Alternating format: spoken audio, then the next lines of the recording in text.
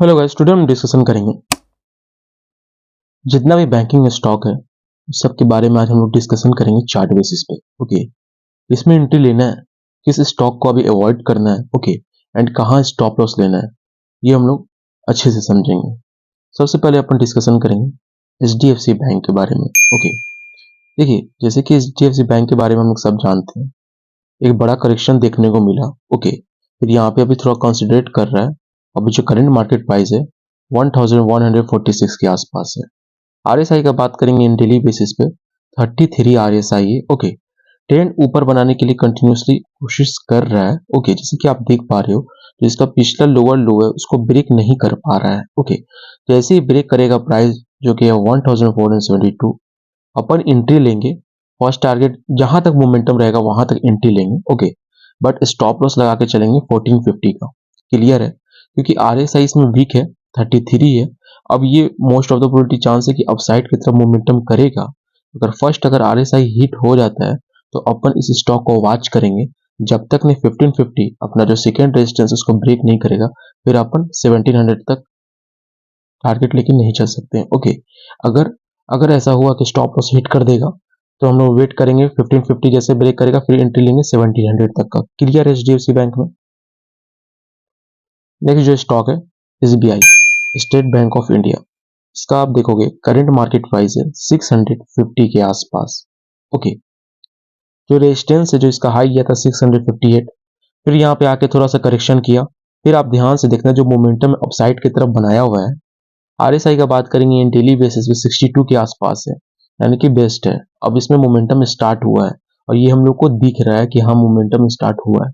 जैसे इसका resistance breakout करेगा 658 जैसे ब्रेक करेगा, हम लोग को एक ऑल टाइम हाई देखने को मिलेगा। फर्स्ट टारगेट रहेगा 680 एंड देन सेकंड टारगेट रहेगा 720 के आसपास। ओके, हम लोग को पता है कि जब भी बैंकिंग स्टॉक हो या कोई भी सेक्टर हो, जब मोमेंटम आता है तो जितना भी स्टॉक होता है वो सब बुल रन में रहता है, यानी कि अपसाइड की तरफ मोमेंटम करता है। ओके, जितना भी करेक्शन करना था बैंकिंग सेक्टर को, वो सब बैंकिंग स्टॉक जितना भी है सब करेक्शन कर चुका है। एसबीआई ने भी करेक्ट हुआ है, यहाँ पे देखो एसबीआई ने भी करेक्शन किया है। फिर अब जो मोमेंटम अपसाइड की तरफ है तो हम लोग इस बुल रन को मिस नहीं कर सकते हैं। बस यही है कि रेजिस्टेंस ब्रेकआउट करेगा तो अपन टारगेट लेके चलेंगे। स्टॉप लॉस का बात करेंगे तो 650 is a perfect stop loss.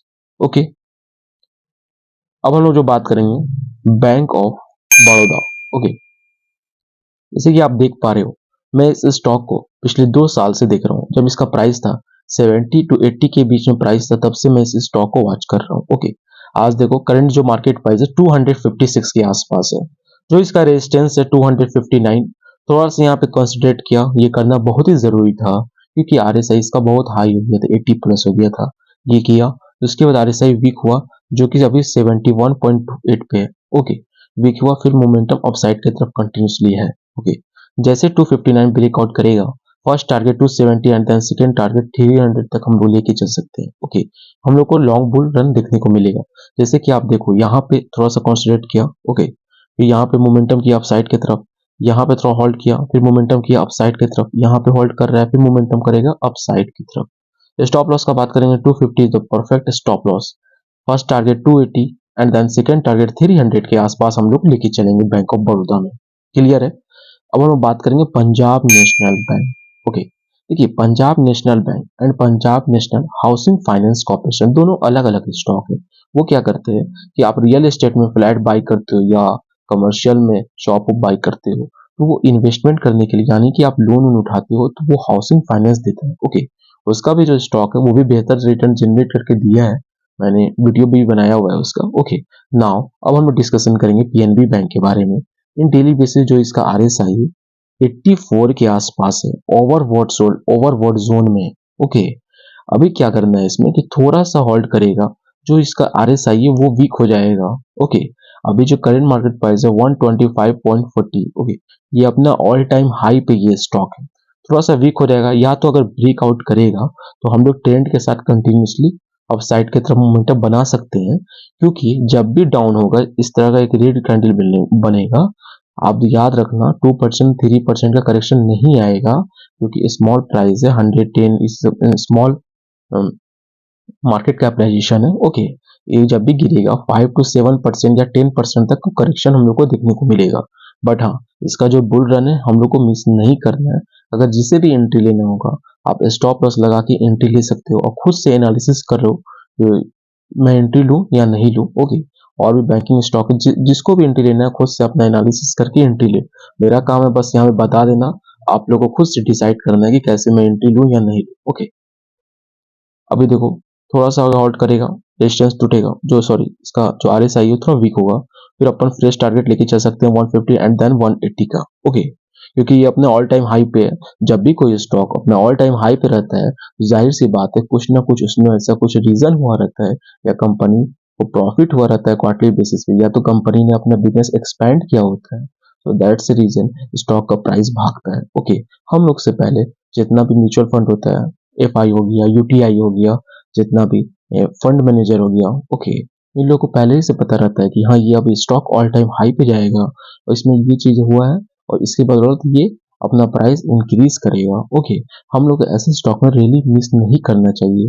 With the respect of stop loss के साथ हम लोग को एंट्री करना चाहिए। ओके, देखो मैं दिखा रहा हूँ आपको, जब यहाँ पे करेक्शन किया ऑलमोस्ट 6% का डाउन हुआ, और से ही आज सैटरडे है, आज सैटरडे है, 3 फरवरी है। ओके, मैं वीडियो बना रहा हूँ, आप जब भी देख लेना पीएनबी करेक्शन करेगा 6 to 7% करेक्शन करेगा, और वो भी शायद मंडे को करे या ट्यूसडे को करे। ओके, करना इसको बहुत ही जरूरी है क्योंकि इसे लंबा अभी जाना है, मोमेंटम भी अपसाइड की तरफ है। ओके, नेक्स्ट जो स्टॉक है Canara bank. Okay, Canara bank के बारे में हम डिस्कशन करेंगे। इन डेली बेसिस पे जो आरएसआई है केनरा बैंक का 75 के आसपास है। हम लोग को दिख रहा है कि कंटिन्यूसली अपसाइड की तरफ मोमेंटम बनाया हुआ है। बीच में थोड़ा थोड़ा करेक्शन आना भी जरूरी होता है, इसका मतलब जो फ्रेश बायर है वो एंट्री ले सके।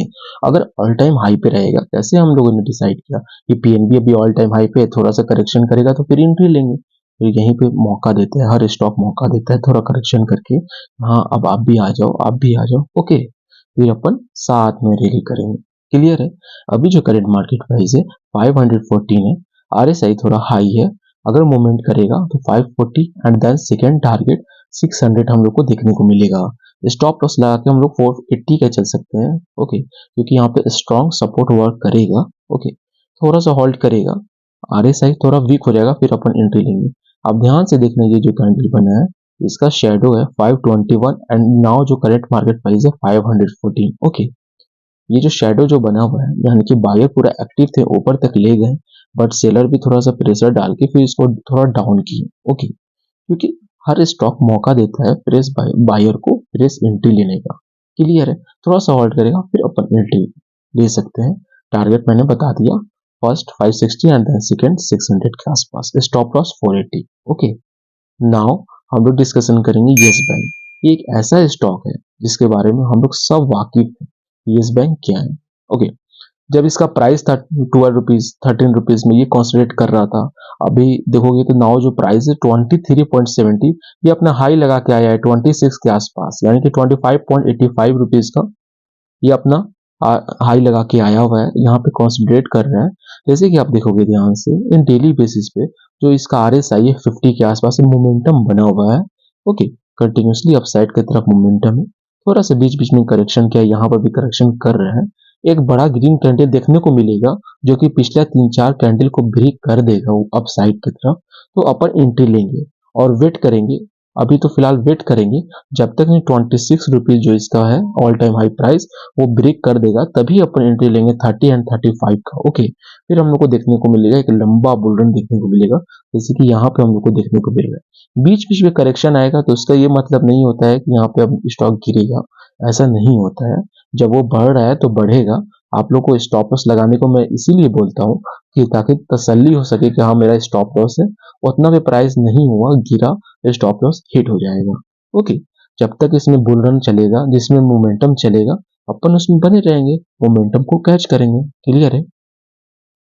स्टॉप लॉस का बात करेंगे तो 25 is a perfect stop loss, because अगर जैसे 26 ब्रेकआउट कर देगा, क्योंकि यहाँ पे देखोगे ध्यान से तो बहुत ज्यादा कॉन्सुलेट किया है, इसलिए मैंने ये बोला है कि 25 is a perfect stop loss, क्योंकि इसे आसानी से ये ब्रेक नहीं करेगा। ओके, और हम लोग को देखने को मिलेगा तो अपसाइड की तरफ कंटिन्यूसली इसका मोमेंटम देखने को मिलेगा। ओके, जब तक नहीं 26 ब्रेकआउट नहीं करेगा। ओके, अब हम बात करेंगे Indian observe bank, IOB. Okay, इसका जो करंट मार्केट प्राइस है 56.15 रुपीज है। ओके, RSI गया था इसका 83 के आसपास। क्लियर है? थोड़ा सा कॉन्सेंट्रेट कर रहा है, फिर ब्रेकआउट किया। जैसे कि आप देख पा रहे हो, मैं अक्सर बोलता हूँ ये एक बिग ग्रीन कैंडल बनता है तभी हम लोग मानेंगे कि हाँ ये ब्रेकआउट कर चुका है। यहाँ पे देखो, यहाँ पे रेजिस्टेंस था, यहाँ पे सेलर हावी हो गए। ओके, फिर जब नेक्स्ट डे ग्रीन जब नेक्स्ट डे कैंडल बना तो एक हाई बुलिश ग्रीन कैंडल देखने को मिला। उसके बाद सेकेंड डे भी हाई ग्रीन कैंडल देखने को मिला, जो कि 8% का रिटर्न जनरेट करके दिया। जैसे 56 ब्रेकआउट करेगा, ओके, अपन 65 एंड देन 70 सेकेंड टारगेट लेके चलेंगे। स्टॉप लॉस का बात करेंगे तो 50 is a perfect stop loss. Okay, अगर अभी एंट्री लेते हैं अपन, ओके, तो 50 परफेक्ट स्टॉप लॉस रहेगा। थोड़ा RSI भी हाई है, 83 के आसपास है, जैसे कि आप देख पा रहे हो। थोड़ा कंसिडरेट करें, उसके बाद फिर अपन एंट्री ले सकते हैं इसमें। ओके, जो कि है इंडियन ऑफशोर बैंक। अब जो नेक्स्ट बात करेंगे हम लोग IDBI बैंक। इसका जो मार्केट प्राइस है 87.20। ओके, अभी जो करेंट RSI है 76.20। ये होल्ड कर रहा था, दो प्राइस एक्शन के बीच में कंटिन्यूसली 3-4 महीने से होल्ड कर रहा था।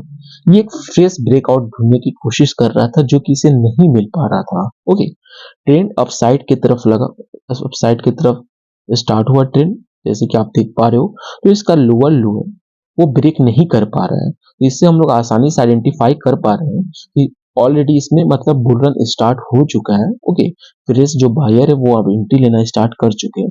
जैसे कि आप देख पा रहे हो, एक बिगेस्ट ग्रीन कैंडल बना, बुलिश मार्जुआ कैंडल बोलते हैं, जिसमें शेडो नहीं होता है, ओनली बॉडी होता है।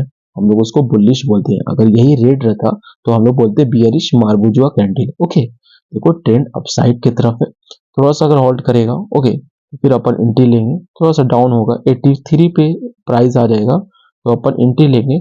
स्टॉप लॉस लगाएंगे 80 का, टारगेट रहेगा 100 का, एंड सेकेंड टारगेट रहेगा 110 का। और उसके बाद जहां तक मोमेंटम करेगा, मोमेंटम में हम लोग बने रहेंगे। ओके, मोमेंटम ब्रेक करेगा देन एग्जिट कर जाएंगे। ओके, अब ब्रेक करेगा तो ब्रेक ऐसे करता है कि कंटिन्यूसली दो दो एक दिन 2 दिन करेक्शन करता है 5 to 10%, 14% का। तो RSI वीक होते चला जाता है, तो उससे आइडेंटिफाई इजिली हो जाता है कि अब ये स्टॉक में मोमेंटम है नहीं। जिसे पैसा कमाना था उसने पैसा कमाया, और जिसे एग्जिट करना था उन्होंने एग्जिट कर लिया पैसा कमा के। ओके, ऐसा ही होता है हर चीज में, हर स्टॉक में। ओके, यूनियन बैंक के बारे में हम लोग डिस्कशन करेंगे नाउ। अभी जो करंट मार्केट प्राइस है 148 के आसपास है।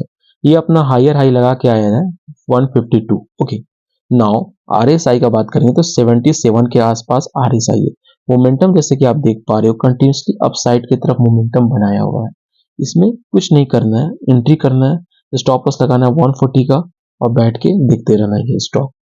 क्योंकि इसका अगर फंडामेंटल मैंने एनालिसिस किया हुआ था लास्ट नाइट, स्ट्रॉन्ग फंडामेंटल है, क्वार्टरली रिजल्ट भी आया यूनियन बैंक का, वो भी बेहतर रिजल्ट आया है। ओके, इसलिए तो मोमेंटम देखो कंटिन्यूसली अपसाइड की तरफ बनाया हुआ है डेली बेसिस पे। ओके, प्राइस अगर स्टार्ट करोगे तो सितंबर में देखो कितना प्राइस था, 85 के पास था।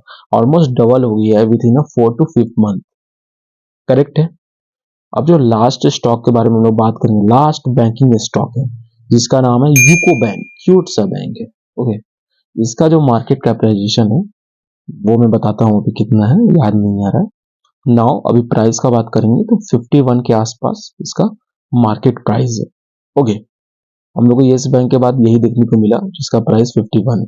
सेकेंड लोअर स्टॉक है, सेकेंड लोअर प्राइस स्टॉक है, लोअर तो नहीं बोलेंगे, या 51 अभी करंट मार्केट प्राइस है। RSI की बात करेंगे 78 के आसपास है।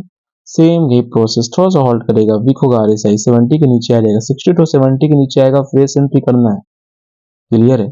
60 और 70 के बीच में RSI रहता है, फ्रेश एंट्री करना है। जब तक 80 तक चले, हम लोग को 80 तक चलना है, फिर वहां पे सावधानी बरतना है, और जो भी स्टॉप लॉस होगा उसको ट्रिगर करते चलना है। जीरोधा ने एक ऐसा ऑप्शन भी दिया है कि स्टॉप लॉस अगर लगाते हो आप 48 का, टारगेट अगर स्टॉक 60 चला गया, तो आप यहाँ पे से इसको ट्रिगर करके, मतलब यहाँ पर से एडिट करके आप 55 पे लगा सकते हैं स्टॉप लॉस। ओके, एवरेज कर सकते हैं। ओके, ये बहुत बढ़िया ऑप्शन है।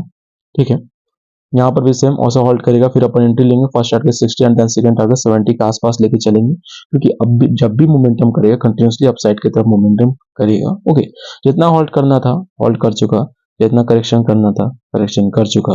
हमने देखा HDFC बैंक को भी गिरते हुए, हमने देखा SBI को भी करेक्शन करते हुए।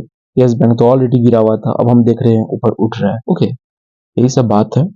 जब भी आप लोग किसी भी स्टॉक में एंट्री करो, थोड़ा सा क्वार्टरली बेसिस पे उसका रिजल्ट और मोटा होल्डिंग कुछ ऐसा बेसिक सा चीज है RSI कि हम लोग को देखना बहुत ही जरूरी होता है।